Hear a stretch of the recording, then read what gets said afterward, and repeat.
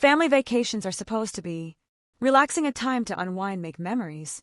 Maybe sip a drink by the beach, but in my family, vacations are just another battlefield we had barely stepped off the plane when my mom yanked my purse right out of my hands, turned to face the entire baggage claim area, and made an announcement loud enough to make heads turn. We'll be using your credit card for this trip. I didn't even flinch, just smiled, pulled out my phone, and opened my banking app. Oh, I said as casually as I could manage, then you're really going to love this message from the bank. Her self-satisfied smirk vanished in an instant. She snatched the phone from my hand, read the notification, and her face went through about 5 different shades of fury. That was the moment I knew this trip was about to go downhill fast. My name is Sarah, and for most of my life, saying no to my family wasn't an option. Any attempt to set a boundary was met with guilt trips, emotional blackmail, and the classic accusations: selfish, ungrateful, terrible daughter. It was a well-rehearsed routine, and I played my part, but this time I was done. When they invited me on this trip, I agreed, but on my terms. I booked my own flight, my own hotel room, and most importantly, I made sure they couldn't get anywhere near my money. A week before we left, I called my bank and explained the situation. They helped me lock everything down. My card was set to work only in my exact location, and any charges made elsewhere would be declined unless I personally approved them. Just to be safe, I even set a ridiculously low daily spending limit. My mom wasn't thrilled when she found out I wouldn't be staying with them, but she let it go. Or at least I thought she had. Turns out she was just waiting for the perfect moment to strike, and the moment we landed, she pounced. She grabbed my purse like she'd won some kind of prize and declared loud enough for everyone to hear that my credit card would be funding the entire trip. Too bad for her. I had already anticipated this move the second she saw the notification from my bank. Her grip on my purse tightened. What did you do? She hissed. I tilted my head. All innocent curiosity. Bank security must have thought it was suspicious. Her nostrils flared. Fix it now, I smiled. Can it's out of my hands. By the time I checked into my hotel, I felt like I had won a small war. My room was peaceful, quiet, and most importantly, mine. No one digging through my things, no one demanding my money, just me, finally free to enjoy my vacation, or at least that's what I thought. The next morning I was jolted awake by furious pounding on my door. Open this door right now. My mom's voice practically shook the walls. I rolled my eyes, dragged myself out of bed, and cracked the door open, keeping the chain lock in place. She shoved a crumpled piece of paper at me. The hotel won't let us check in. Our card was declined. Fix it. I glanced at the paper, then at her. You didn't pay in advance. She scoffed like I had just asked the dumbest question in the world. Obviously, we planned to use your card. I barely stopped myself from laughing. Instead, I handed the paper back with a shrug.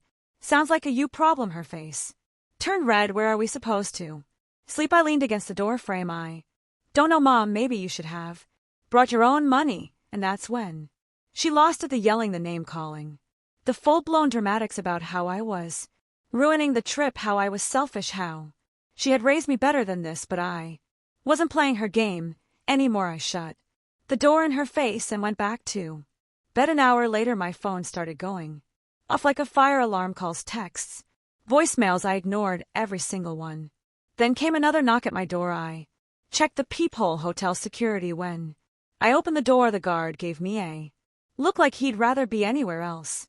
Your parents are at the front desk, he said, rubbing his temple. They're saying you stole their money and left them stranded. I let out a laugh before I could stop myself. You're kidding. They're insisting you let them stay in your room. Oh, absolutely not, I said immediately. Do they have any proof I stole anything? The guard hesitated. Well, no, but a new voice cut in. The hotel manager. She's right. She paid for her own room. Her parents didn't. If they can't pay, they'll have to leave. From down the hall, I heard my mom's voice rising to an all-out shriek as security escorted them out, but I knew it wasn't over, not by a long shot. That night, I finally let myself relax. I sat at the resort's bar, sipping a cocktail and enjoying the warm evening air for the first time in what felt like forever. I wasn't on edge, waiting for the next demand, the next guilt trip, the next manipulation. My family was someone Elsa's problem for the night, or so I thought. My phone buzzed on the bar top. I glanced down, expecting another ignored call or text. Instead, my stomach dropped. Attempted login from an unrecognized device. A second notification followed. Almost immediately, password reset. Request. I shot up from my seat, my heart hammering in my chest. I grabbed my phone and sprinted back to my room, fumbling to unlock the door as I refreshed my banking app. Sure enough, someone I had a pretty solid guess who was actively trying to break into my account. My fingers moved on autopilot. Within minutes, I reset every login, layered on extra security, and called my bank to report unauthorized access attempts. They flagged my account, added fraud protection, and assured me that any further attempts would trigger an automatic lockdown. Just for fun, I sent my mom a message, "Nice try, enjoy the rest of your trip." No response. The next morning, my phone rang. I groaned, debating whether I should even look at the screen. Hit like on this video, but curiosity won, and I checked the caller ID. My dad. I sighed and answered, "Yeah, your mom says you locked her out of the bank," he said. His voice carried that familiar tone, tired, reluctant, like he knew this was ridiculous but also didn't dare challenge her. I couldn't help but smirk. "No, I locked myself out. She just happened to be trying to get in." At the same time, a silence, then a long exhale. "You know how she is." "Yeah," I said simply, and then I hung up. That was it, my final move. The last thread of guilt snapped, and with it the hold they had over me. My mom wasn't going to take this lying down. I had spent my entire life watching her twist reality to suit her needs, using guilt and manipulation as weapons. She could justify anything, but this wasn't just emotional blackmail or sneaky little tricks. This was fraud, and for the first time I wasn't playing her game. I was fighting back. I grabbed my laptop, logged into my banking accounts, and locked down everything. I froze my credit, meaning no one, not even me, could open new accounts, take out a loan, or apply for credit without jumping through multiple layers of security. Then, just out of curiosity, I checked my transaction history. My stomach twisted. Over the past 6 months, my mom had been making small withdrawals, $20 here, $50. They're just low enough to avoid raising any red flags, but laid out in front of me transaction after transaction. It was undeniable. She had been stealing from me. 4 months. A cold sinking feeling settled in my chest. How would she gotten access? Had she sweet-talked a bank teller, stolen my card details when I wasn't looking? However she did it, she had been siphoning money from my account. Long before this trip, my jaw tightened. My fingers curled into fists, and then, without hesitation, I picked up my phone and called my bank. "I need to report fraud," I said. They didn't sound the least bit surprised. The representative took it seriously, launching a full investigation into every account under my name. My card was canceled and reissued. My security questions were changed. Every single device that had ever accessed my accounts, including my own, was locked out and had to be manually reauthorized. Then I sent my mom another message. "Hey mom, I found all the money you took. The bank is investigating, so expect a call soon." Her response was immediate. "How dare you? We're family. I didn't steal anything. You're crazy." I didn't bother replying. Instead, I called my dad. I already knew he wouldn't take my side, but I needed to hear it from him. "Dad," I asked, my voice steady, "did you know Mom was taking money from me?" Silence. Then a slow, weary sigh. "She told me we were just helping ourselves out." I felt my stomach twist. "So you knew?" His voice dropped almost sheepish. "She said you'd be fine with it." A bitter laugh slipped out before I could stop it. "Well, the bank isn't fine with it." His tone changed instantly, panic creeping in. "Wait, what did you do?" "I reported it as fraud. The bank is investigating." His voice sharpened. "You can't do that." I smirked. Watch me. An hour later, my phone rang. Again, my younger brother's name flashed on the screen. I hesitated. He had always been the golden child, Mom's favorite, the one who got everything handed to him, while I was expected to be the responsible one. If he was calling, it wasn't to take my side, or so I thought. I answered. What There was a pause, then in a shaky voice he said, "She did it to me too." My breath caught. "What?" I just checked my account. She took a lot of money from me, hundreds, maybe more. A cold realization washed over me. This wasn't just about me. She had been stealing from both of us. That's why they Had no backup plan on this trip, that's why their hotel card got declined, that's why she had been so desperate to get into my account. She had drained both of us dry, and now she was in serious trouble for the first time in our lives.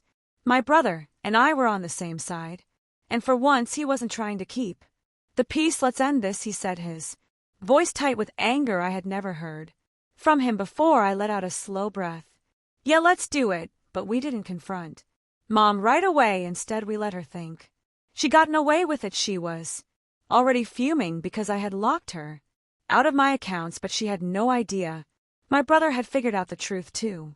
We ignored her calls, let them pile up in missed notifications, and let her sit in her own panic. The next morning the messages started rolling, and "I don't deserve this. I'm your mother. You owe me respect. This is your fault for abandoning us. We have no money because of you." Classic manipulation. Then another one. "Call the bank. Tell them it was a mistake. Unlock everything." I actually laughed.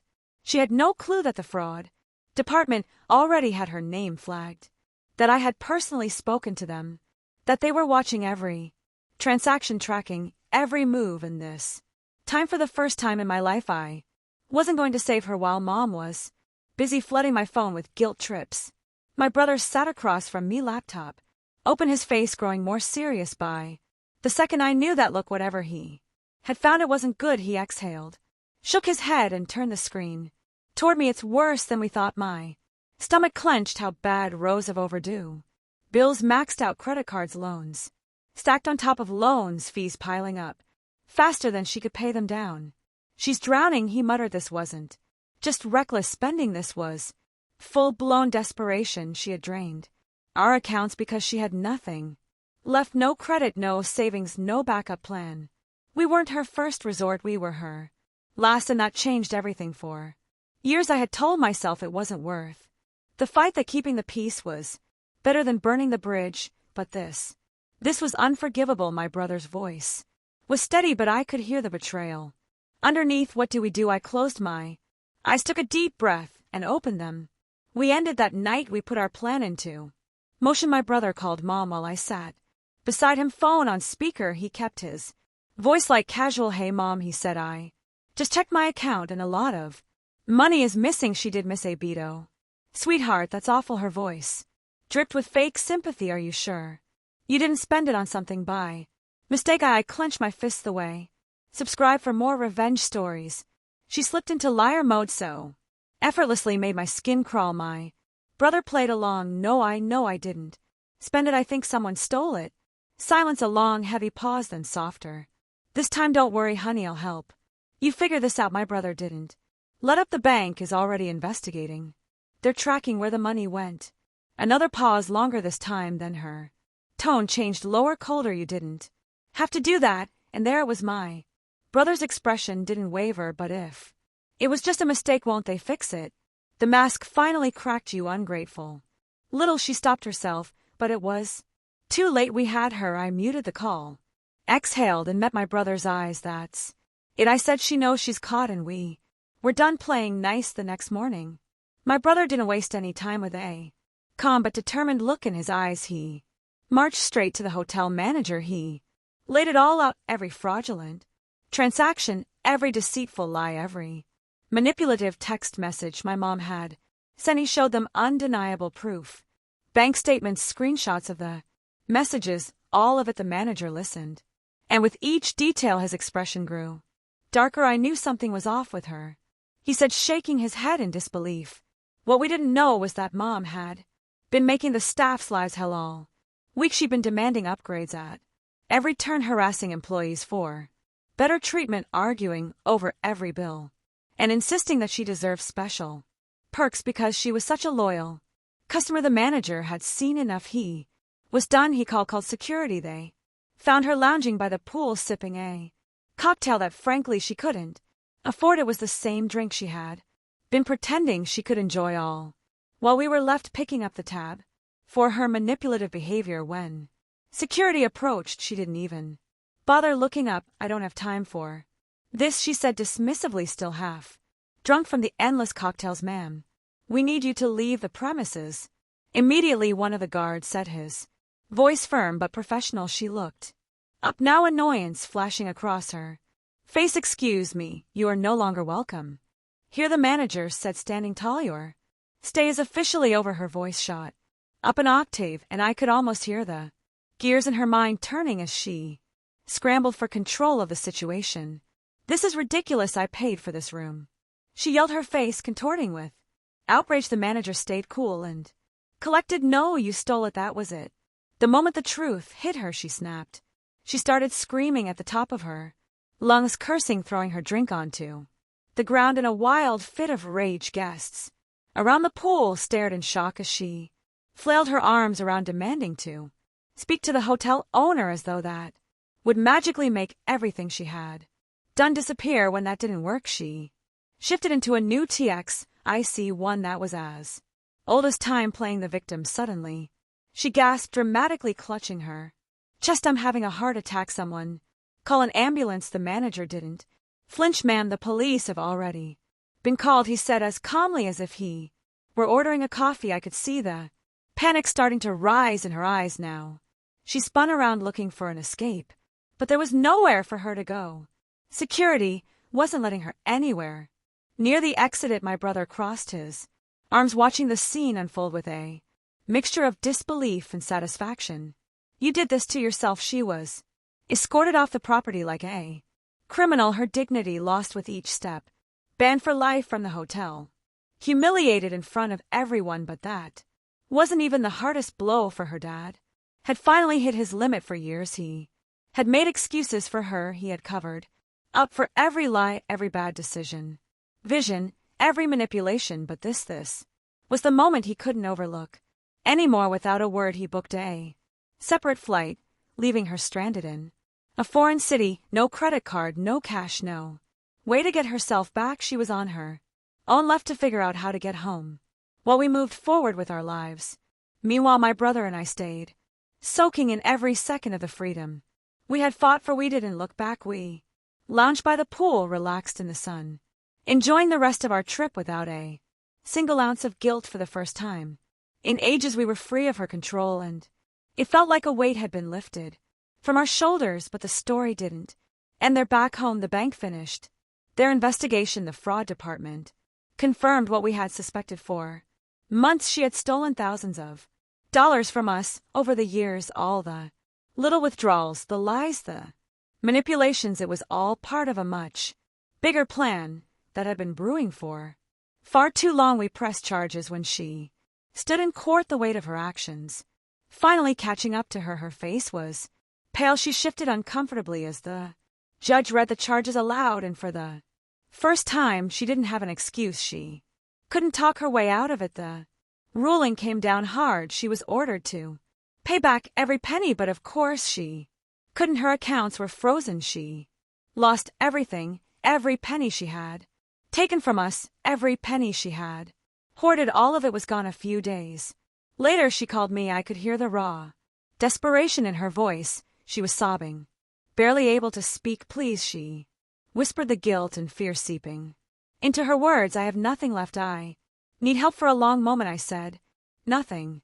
I let the silence hang between us, the weight of everything she had done to us, the lies, the manipulation, the theft, and then I hung up. I blocked her number. That was years ago now. My brother and I are thriving. We've built real financial security. We take vacations we can afford. We have our lives back, free from the constant worry that someone would come in and take what we've worked so hard for. And as for Mom, she's still drowning in debt, still blaming everyone else, me, my brother, anyone but herself. But that's not my problem anymore, because freedom, that's the best revenge of all. Thanks for watching. If you enjoyed the story, like the video and subscribe to our channel. This is the Twist Vault, where justice always finds its way. See you next time.